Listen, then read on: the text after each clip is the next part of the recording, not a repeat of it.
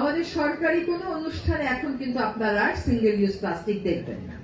সচিবালয়কে single use plastic মুক্ত ঘোষণা করা হয়েছে। এগুলো সংস্কার না? আমরা খুবই উদ্বিগ্ন হয়ে যাই যখন দেখি ভোটের মাঠে বলা হচ্ছে এই কাছিম বাঁচায় কি হবে, আগে মানুষ বাঁচবে।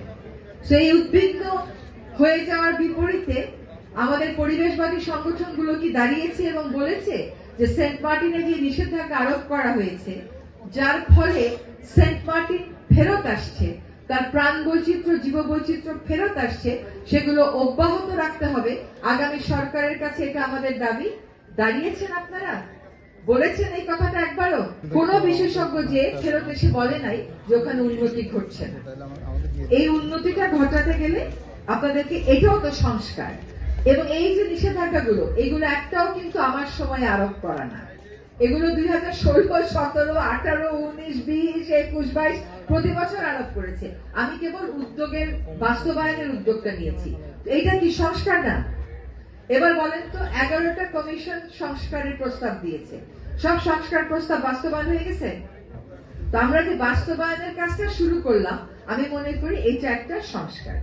বেলাই বিলে আসেন, 1 একর জমি ওইখানে বেলাই বিল হিসাবে ভূমি রেকর্ডে নাই। ভূমি রেকর্ডে পুরোটা হচ্ছে ব্যক্তি সম্পত্তি। এখন 5টা মৌজায় ল্যান্ড সার্ভে করে মালিকের নাম দাক্ষতিয়ান নিয়ে আমাদেরকে বই প্রস্তুত করতে হয়েছে। এই বইটা আমরা 9 মাসে প্রস্তুত করে ফেলছি। এখন এটাকে আমাদের আনুষ্ঠানিকভাবে বিল ঘোষণা করতে হবে এবং মানুষকে বলতে হবে যে আপনারা যারা এই বিলের জমির মালিক, তারা এইভাবে বিলটা ব্যবহার করবেন, অন্যভাবে করবেন না। এটা করতে গেলে তো আমার গণশুনানি করতে হবে, আমার সময়টা আছে। কিন্তু প্রাথমিক যে কাজটা করার, সেই কাজটা আমরা করে ফেলেছি, যে ল্যান্ড রেকর্ডটা আমরা কালেক্ট করে ফেলেছি। আরিয়াল বিল নিয়ে একটা প্রস্তাবনা প্ল্যানিং কমিশনে চলে গেছে। এই প্রস্তাবনা আশা করি অনুমোদিত হলে আরিয়াল বিলকে আমরা বাঁচাতে পারবো।